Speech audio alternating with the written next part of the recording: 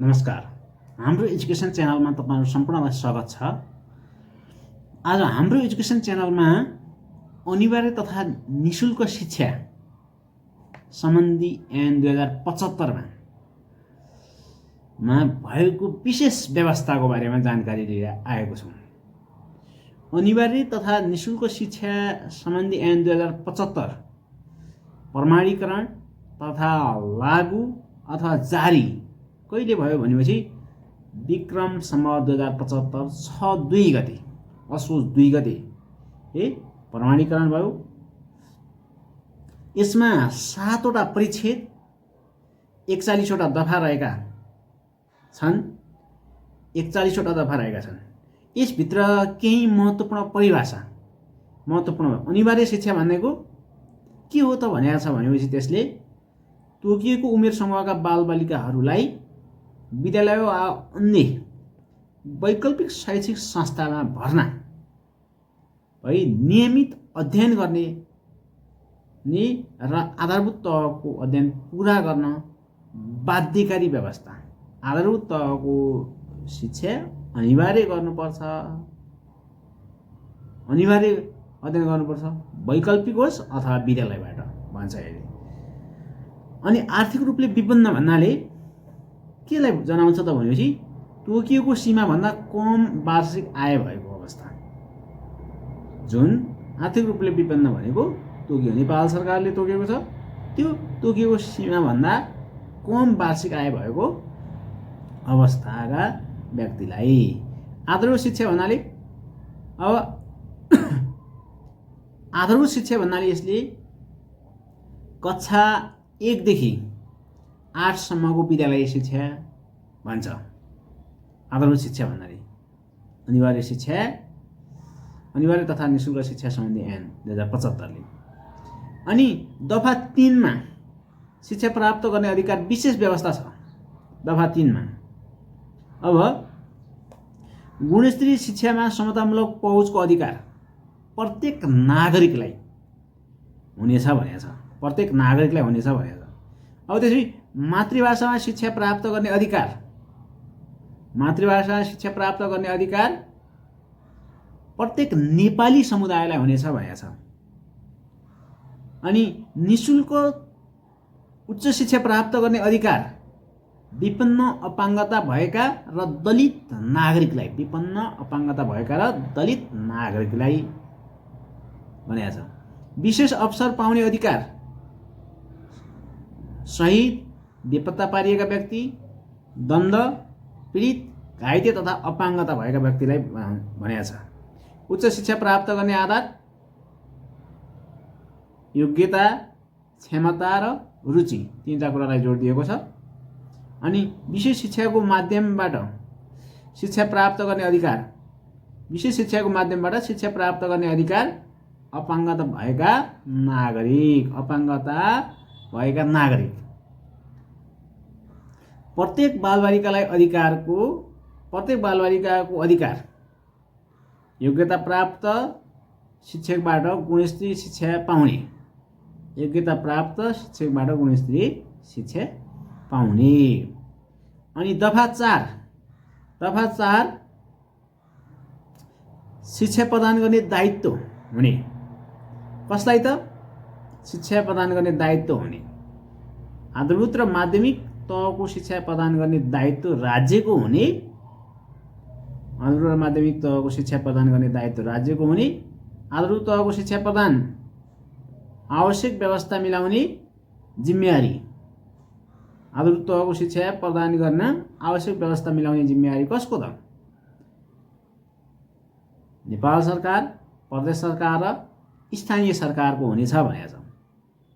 अनि नागरिकको कर्तव्य सम्बन्धी दफा 5 मा अब 2 वटा नागरिकका कर्तव्य उल्लेख गरेको छ। आधारभूत तहको शिक्षा हासिल गर्न कर्तव्य हुने, आफ्ना बालबालिकालाई शिक्षा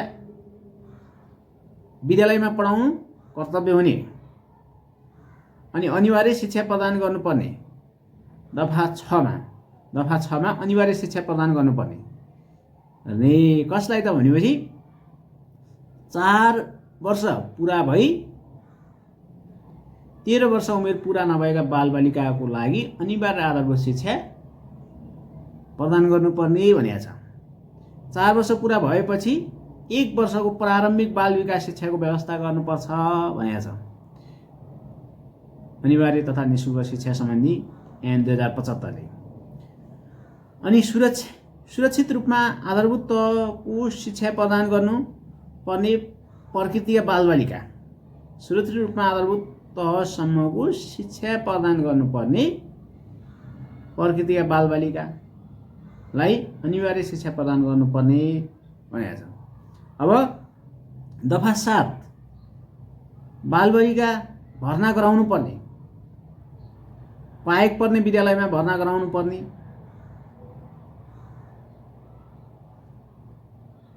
पाएक पर्ने विद्यालयमा भर्ना गराउनु पर्ने, पाएक पर्ने विद्यालय 2 किलोमिटर दूरीसम्मको हुनुपर्छ, 2 किलोमिटर दूरीसम्मको हुनुपर्छ भनेको छ। पाएक पर्ने विद्यालय कहाँ हुनुपर्छ त? 2 किलोमिटरसम्मको दूरीमा हुनुपर्दछ भनेको छ पाएक पर्ने विद्यालय। अनि त्यो सँगसँगै 2 किलोमिटरसम्मको दूरीभित्र पनि विद्यालय खोल्न सकिने अवस्था भौगोलिक स्थिति, जनघनत्व र बालबालिकाको सङ्ख्याको आधारमा आधारभूत शिक्षाको लागि भर्ना नगराउने वा पुरा नगराउने अभिभावकलाई स्थानीय तहको सेवा सुविधा वञ्चित गरिनेछ भनेर व्यवस्था गरेका छ। आधारभूत तहसम्मको आधारभूत शिक्षाको लागि भर्ना नगराउने र पुरा नगराउने अभिभावकलाई स्थानीय तहको सेवा सुविधा वञ्चित गरिनेछ भनेको छ। आवासीय विद्यालयमा अध्ययन गराउने व्यवस्था गर्ने, कस्तो ठाउँमा? आवासीय विद्यालय अध्ययन गराउने व्यवस्था, आवासीय विद्यालयमा अध्ययन गराउने व्यवस्था गर्नुपर्ने, व्यवस्था गर्ने भनेको छ। आर्थिक, भौगोलिक, शारीरिक, मानसिक अवसर वा प्रतिकूलताको कारणले विद्यालय जान नसक्ने भएमा, आर्थिक अवस्था, भौगोलिक अवस्था, शारीरिक अवस्था, मानसिक अवस्था वा मानसिक अवसर वा प्रतिकूलताको कारणले विद्यालय जान नसक्ने भएमा त्यसरी उपलब्ध गराउने। अनि दफा 8 पाएक पर्ने विद्यालयमा शिक्षा प्राप्त गर्ने, पाएक पर्ने विद्यालयमा शिक्षा प्राप्त गर्ने आधारभूत वा माध्यमिक तहसम्म पाएक पर्ने विद्यालय उपलब्ध नभएमा 3 वर्षभित्र विद्यालय खोल्न वा वैकल्पिक व्यवस्था गर्ने। आधारभूत वा माध्यमिक तहसम्म पाएक पर्ने विद्यालय उपलब्ध नभएमा 3 वर्षभित्र विद्यालय खोल्ने भनेको छ दफा 8 मा। दफा 9 मा के छ? भर्ना गर्न इन्कार गर्न नहुने, द्याएको अवस्थामा बाहेक भर्ना गर्न इन्कार नहुने, निर्धारित सङ्ख्या पुरा भएकोमा विद्यार्थीको न्यूनतम स्तर पुरा नभएमा भौतिक अवस्थाको कारणले थप विद्यार्थी भर्ना गर्न नसक्ने भएमा भनेको छ। द्याएका बालबालिकालाई पाएक पर्ने विद्यालयमा भर्ना गर्नुपर्ने, कसलाई? अपाङ्गता भएका र आर्थिक रूपमा विपन्न बालबालिकालाई। अब दफा 10 मा विद्यालयबाट निष्कासन गर्न नहुने, दफा 10 मा विद्यालयबाट निष्कासन गर्न नहुने व्यवस्था गरेको छ। कुनै विद्यालयमा भर्ना भई आधारभूत तहको शिक्षा लिइरहेको कुनै पनि बालबालिकालाई विद्यालयबाट निष्कासन गर्न सकिने छैन भनेको छ। त्यो सँगसँगै पुनः भर्ना गर्नुपर्ने, पुनः भर्ना गर्नुपर्ने कस्तो? बालबालिकालाई 5 वर्ष पुरा भई 12 वर्ष उमेर पुरा नभएको बालबालिकालाई पुनः भर्ना गर्न र शिक्षा दिने भने। अब स्थानान्तरण गर्नुपर्ने, दफा स्थानान्तरण सम्बन्धी व्यवस्था गरी दफा 12 मा विद्यालय गाभिएमा, विद्यालय बन्द भएमा, आधारभूत तहसम्मको अध्यापन गराउन स्वीकृति प्राप्त नभएमा के गर्ने? स्थानान्तरण गर्नुपर्ने। अब दफा 14 वैकल्पिक शिक्षाको व्यवस्था गर्न सकिने अवस्था, पाएक पर्ने विद्यालय नभएमा आधारभूत तह कुनै कारणले पुरा गर्न नसक्ने भएमा। दफा 15 अनौपचारिक तथा खुला शिक्षा प्रदान गर्ने। माध्यमिक तहको शिक्षा प्रदान गरिने अनौपचारिक तथा खुला शिक्षा प्रदान गर्ने। माध्यमिक तहको शिक्षा प्रदान गरिने।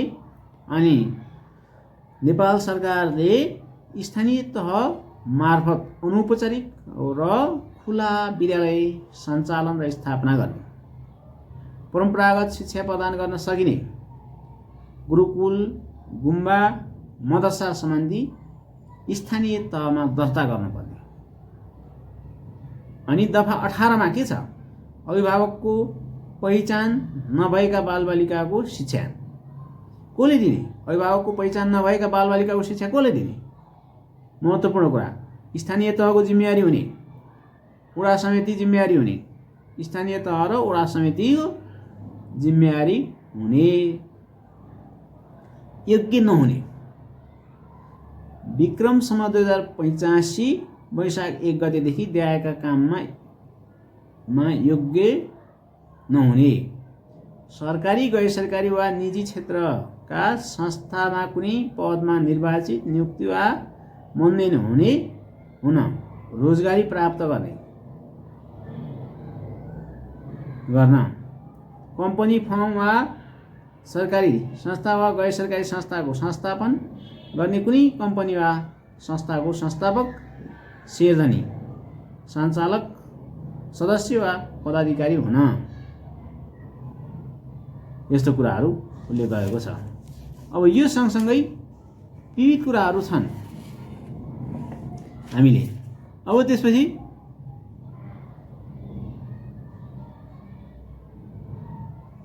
दफा 21 मा के छ त? पाठ्यपुस्तक उपलब्ध गराउनु पर्ने। दफा 20 मा माध्यमिक तहसम्मको शिक्षा निःशुल्क हुने भनेको छ। पाठ्यपुस्तक उपलब्ध गराउनु पर्ने। पाठ्यपुस्तक बापत रकम स्थानीय तहलाई उपलब्ध गराउने। स्थानीय तहले उक्त रकम शैक्षिक सत्र सुरु हुनुभन्दा 3 महिना अगावै विद्यालयलाई उपलब्ध गराउने। स्थानीय तहले उक्त रकम शैक्षिक सत्र सुरु हुनुभन्दा अगावि नै 3 महिना अगावि नै स्थानीय तहलाई अथवा विद्यालयलाई उपलब्ध गराउने। शैक्षिक सामग्री प्रदान गर्ने। आर्थिक रूपमा विपन्न बालबालिकालाई आवश्यक पर्ने कापी, कलम लगायतका शैक्षिक सामग्री प्रदान गर्न सक्ने। छात्रवृत्ति प्रदान गर्न सक्ने। मानव विकास सूचकाङ्कको दृष्टिकोणले तोकिएको सूचकाङ्क भन्दा पछाडि परेका क्षेत्रका तोकिएका समुदाय, आर्थिक रूपमा विपन्न, अपाङ्गता भएका नागरिकको परिवारका बालबालिका। अब दफा 22 मा के छ भनेपछि शैक्षिक सामग्री प्रदान गर्ने भनेको छ। शैक्षिक सामग्री प्रदान गर्ने। अब आर्थिक रूपमा विपन्न बालबालिकालाई आवश्यक पर्ने कापी, कलम लगायतका शैक्षिक सामग्री प्रदान गर्न सक्ने भनेको छ। त्यसपछि छात्रवृत्ति प्रदान गर्न सक्ने। मानव विकास सूचकाङ्कको दृष्टिकोणले तोकिएको सूचकाङ्क भन्दा पछाडि परेका वा पछाडि परेका क्षेत्रका तोकिएका समुदायले विपन्न, अपाङ्गता भएका बालबालिका अथवा भएका नागरिकलाई, परिवारका बालबालिकालाई छात्रवृत्ति प्रदान गर्न सक्ने भयो।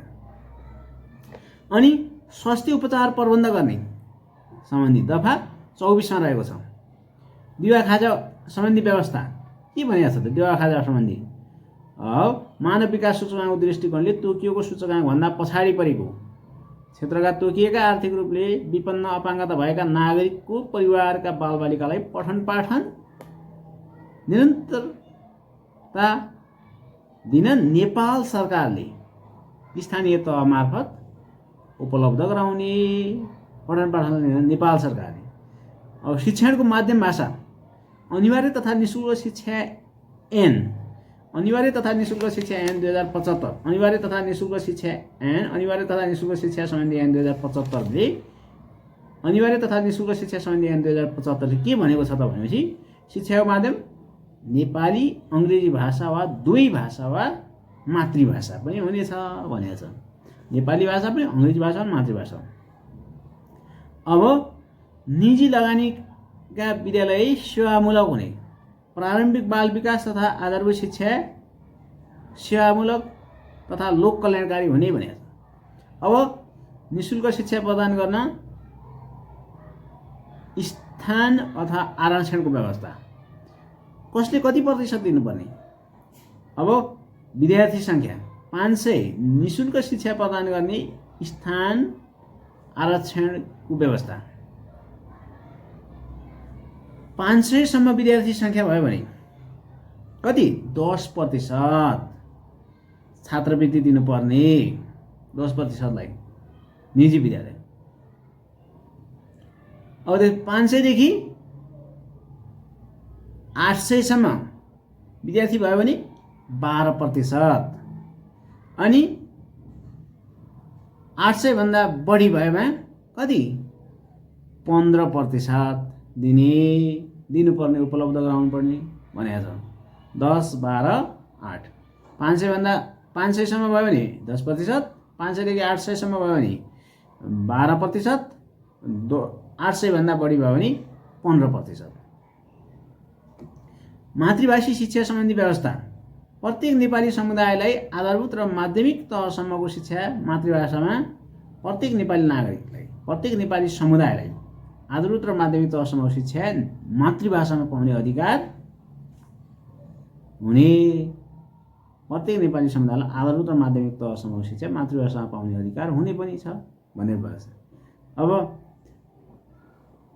विद्यालय वा शिक्षण संस्था सञ्चालन गर्नुपर्ने, मातृभाषी शिक्षा प्रदान गर्ने सम्बन्धमा प्रदेश सरकार वा स्थानीय तहले स्थानीय विशेषता र आवश्यकताका आधारमा थप प्रबन्ध गर्न सक्ने कुनै विद्यालय वा शिक्षण संस्था सञ्चालन गर्न चाहेमा।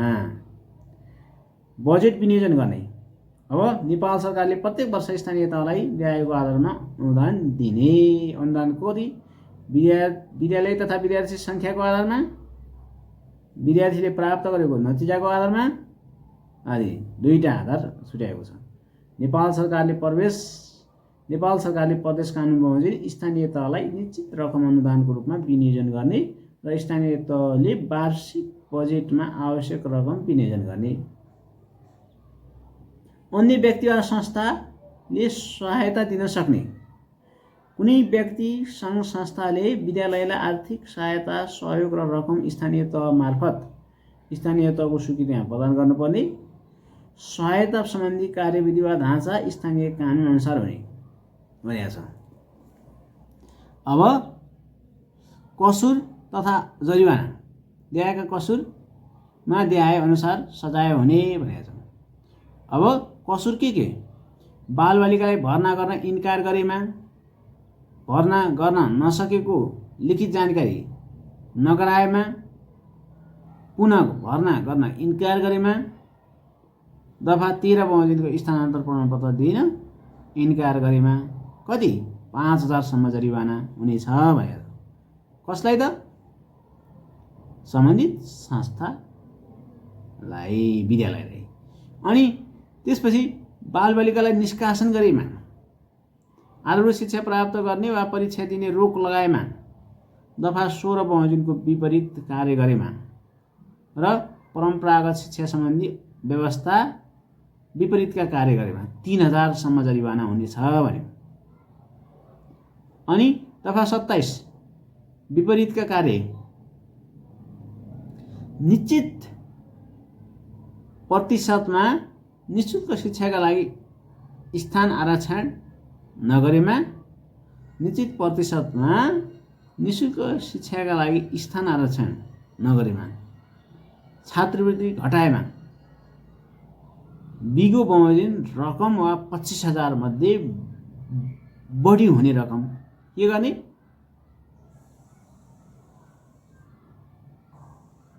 सजाय हुनेछ भने। अनि बालबालिकाको अभिभावकले 15 दिनभित्र स्थानीय न्यायिक समितिमा निवेदन दिनुपर्ने। कति? 15 दिनभित्र। न्यायिक समितिले निर्णय उपर जिल्ला अदालतमा पुनः आवेदन गर्ने। न्यायिक समितिले कहाँ? जिल्ला अदालतमा। अपाङ्गता तथा दलित नागरिकको विशेष अधिकार, अपाङ्गताको अधिकार, दृष्टिबिनलाई ब्रेल लिपिमा अध्ययन गर्न पाउने, बहिरा र स्वर बोलाइ सम्बन्धी अपाङ्गता साङ्केतिक भाषामा। अनि त्यसपछि सुविधा सम्पन्न नमुना विशिष्ट तथा घुम्ती विद्यालय सञ्चालन गर्न सक्ने दफा कतिमा? 34 मा गएको छ त्यो व्यवस्था। नेपाल सरकार, प्रदेश सरकार वा स्थानीय तहले स्थापना र सञ्चालन गर्न सक्ने सुविधा सम्पन्न नमुना विस्तृत तथा घुम्ती विद्यालय सञ्चालन गर्न सक्ने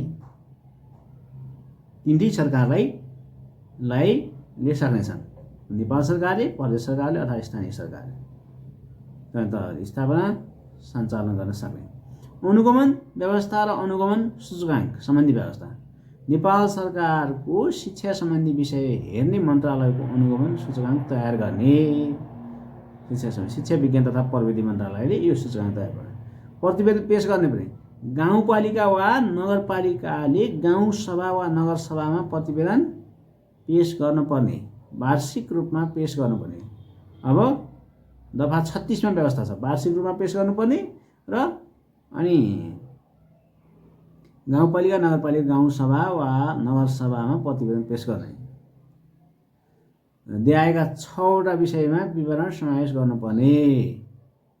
के छ त भनेपछि सञ्चालित सार्वजनिक विद्यालय र विद्यार्थी सङ्ख्या, आधारभूत तहसम्म विद्यालयमा भर्ना भएका बालबालिकाको सङ्ख्या, विद्यालयमा भर्ना भई आधारभूत तहको शिक्षा पुरा गरेका बालबालिकाको सङ्ख्या, विद्यालय भर्ना भई 30 वर्ष अपाङ्ग